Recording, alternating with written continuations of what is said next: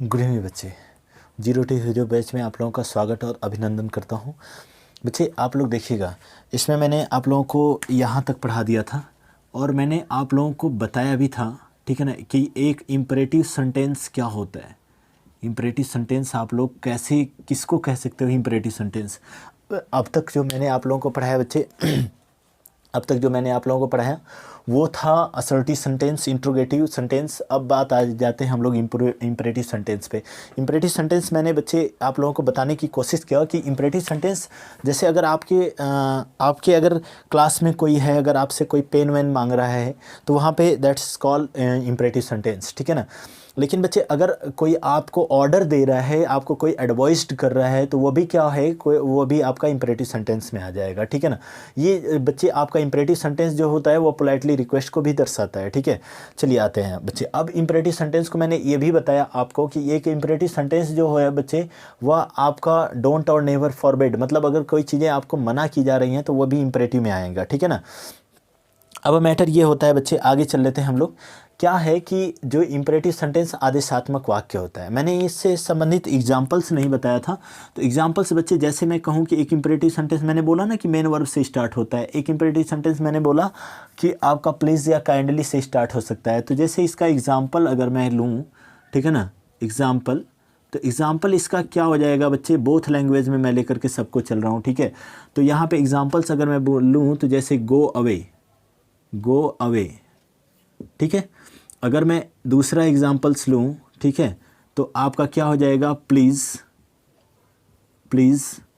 Open the door, please open the door. Number third वाला अगर example मैं लूँ तो बच्चे don't plug the flower, don't plug the flower, don't plug the flower. Number fourth की अगर मैं बात कर रहा हूँ बच्चे, तो यहाँ पे क्या हो जाएगा, एक बात ध्यान से समझना कि अगर मैं डोंट की बात कर रहा हूँ, अगर ये आपका आया नेवर आ गया तब भी क्या हो जाएगा, तब भी आपका क्या है बच्चे, इम्परेटिव सेंटेंस है। नेवर डू दिस अगेन, ये पॉइंट आया आपका इम्परेटिव सेंटेंस में। क्लियर है ना बच्चे। कभी कभी इसको चेंज करने के लिए कह देता है, जैसे ये वाला वाक्य आता है, कहता है कि निगेटिव बनाओ।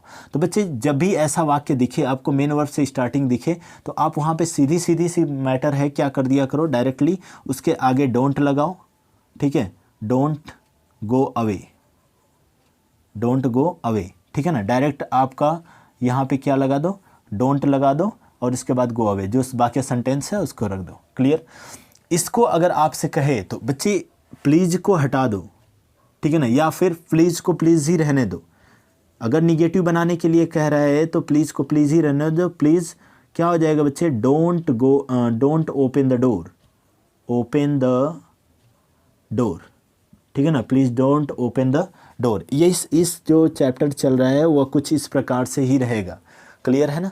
अब हटा दूँ इसको मैं। तो हमने अब तक सीख लिया इम्परेटिव सेंटेंस क्या होता है। अब बच्चे हम लोग सीखते हैं कि एक्सक्लेमेटरी सेंटेंस क्या होता है, ठीक है ना। एक्सक्लेमेटरी सेंटेंस क्या होता है देख लेते हैं बच्चे। तो एक्सक्लेमेटरी सेंटेंस हेडिंग डाल लो आप लोग, ठीक है। एक्सक्लेमेटरी सेंटेंस, बहुत ज़्यादा वीडियो बड़ी नहीं करूँगा, इन्वर्जन कट से बताऊँगा, ठीक है ना। MATORY एक्सक्लेमेटरी सेंटेंस, ठीक है। एक्सक्लेमेटरी सेंटेंस, विस्मय सूचक वाक्य,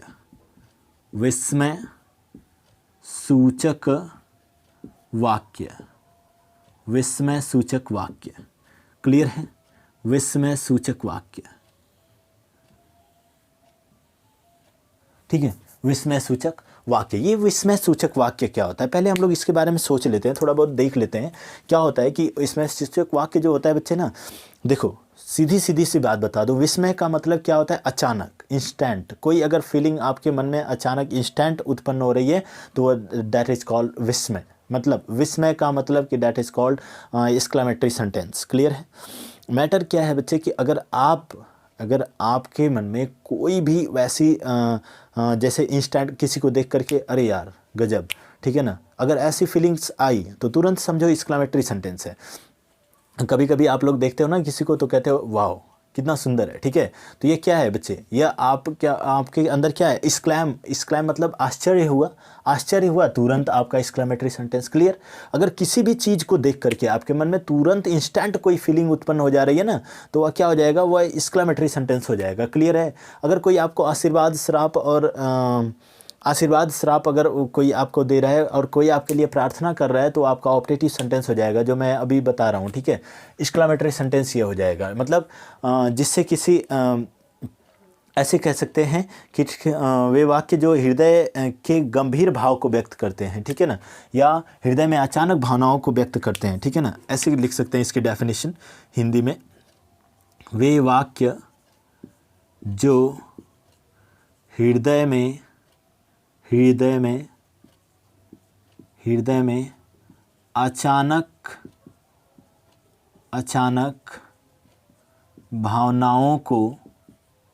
अचानक भावनाओं को उत्पन्न करते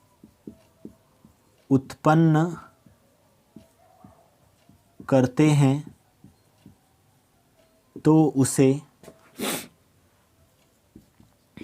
तो उसे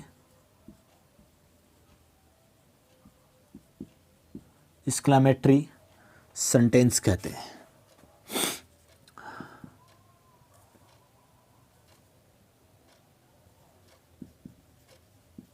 एक्सक्लेमेटरी सेंटेंस कहते हैं, ठीक है ना। अब बच्चे यहाँ पे देख लो, सबसे पहली चीज़, वे वाक्य जो हृदय में अचानक भावनाओं को उत्पन्न करते हैं, उसे एक्सक्लेमेटरी सेंटेंस कहते हैं। समझ में बात आई ना बच्चे। अब यहाँ पे एक मिनट बच्चे,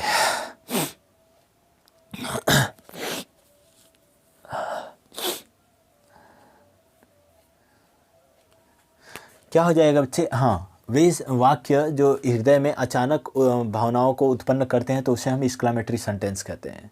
ए सेंटेंस इंग्लिश में लिख लेते हैं, a sentence that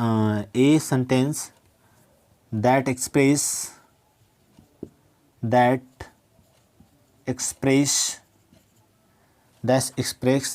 strong feeling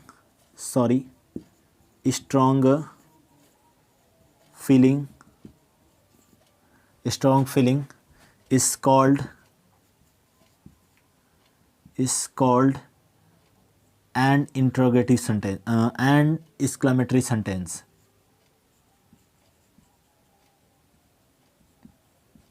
exclamatory sentence, ठीक है।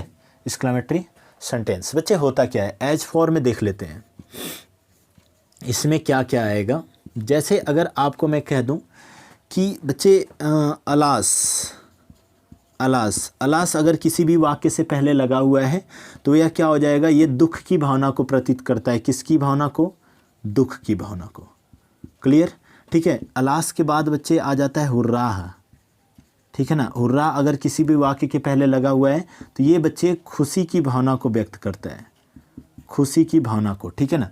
और बच्चे अगर आ रहा है ओह, ठीक है ना, तो ये बच्चे आपका फिर से दुख की भावना को, दुख की भावना मतलब कि चोटिल होना, ठीक है ना, चोटिल होने की भावना को व्यक्त करता है।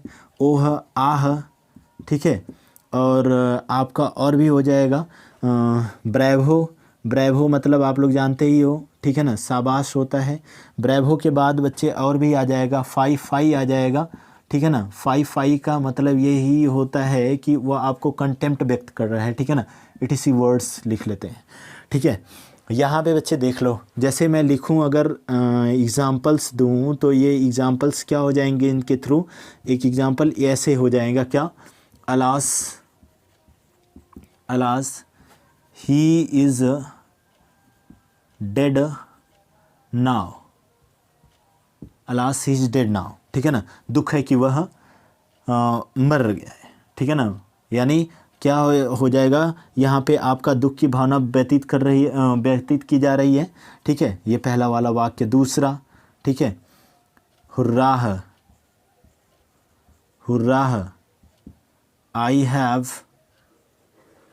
आई हैव completed my एजुकेशन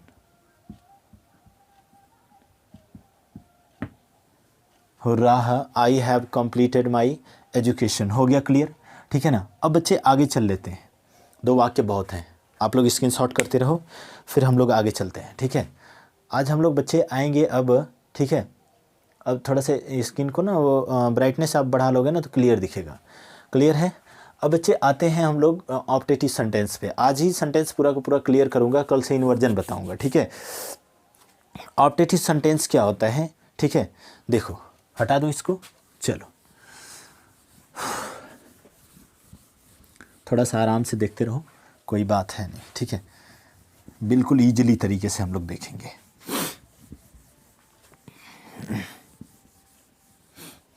ठीक है, चलो यहाँ से इसको हटा देते हैं।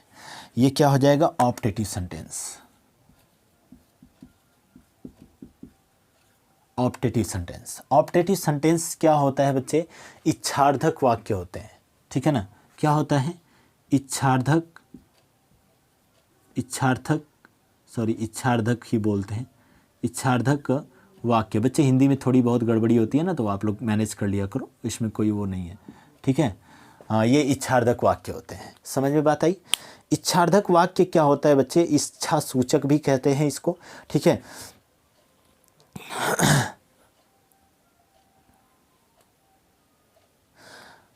इच्छार्धक वाक्य हो गए बच्चे, आप लोग लिख लिए, ठीक है। ये इच्छार्धक वाक्य क्या होते हैं, या इच्छा सूचक वाक्य, ठीक है ना। देखो बच्चे, मैटर क्या है कि यहाँ पे जो मैटर होता है वो सीधी सी बात है कि अगर कोई आपको आशीर्वाद दे रहा है, श्राप दे रहा है, अगर आपको कोई आपके लिए प्रार्थना कर रहा है, तो वो क्या हो जाएंगे, ऑप्टेटिव सेंटेंस में आएंगे। जैसे वे वाक्य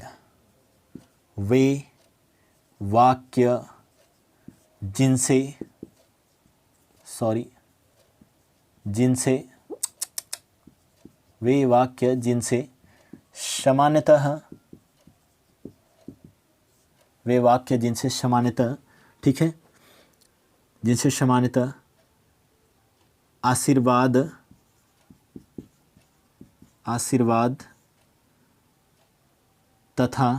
आशीर्वाद श्राप तथा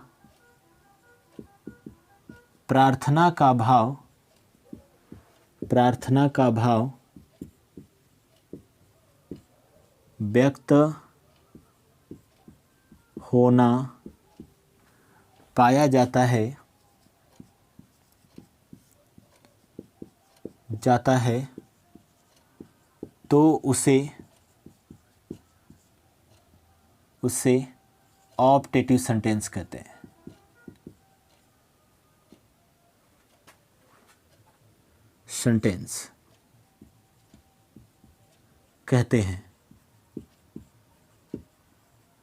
ठीक है ना। तो उसे क्या कहते हैं, ऑप्टेटिव सेंटेंस कहते हैं। समझ में बात आई। चलिए बच्चे आगे बढ़ जाते हैं हम लोग। जो सेंटेंस ये ऐसा वाक्य होता है जो आपके ब्लेस और आपके ब्लेस और विश की भाव प्रकट करे, उसे हम क्या कहते हैं, उसे इच्छार्धक वाक्य कहते हैं। क्लियर, ठीक है ना। ऐसे हम कह सकते हैं ए सेंटेंस, इंग्लिश में a sentence that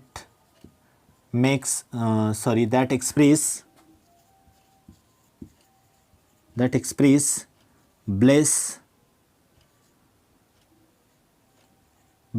and wish is called optative sentence, is called optative sentence। ठीक है, ये क्या हो जाएगा, इज कॉल्ड ऑप्टेटिव सेंटेंस। जैसे में बच्चे अगर यहाँ पे मैं लूँ एग्जाम्पल्स में, तो यहाँ पे क्या हो जाएगा, मे गॉड ruined you, ठीक है। यहाँ पे उसके बाद अगर मैं और कहूँ तो मे गॉड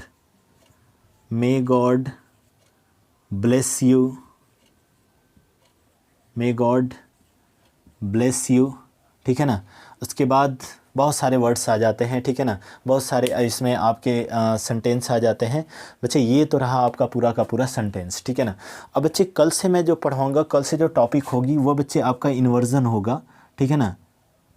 इन्वर्जन होगा। इन्वर्जन का मतलब क्या होता है बच्चे कि मतलब चेंज, चेंज मतलब बदलना, ठीक है ना।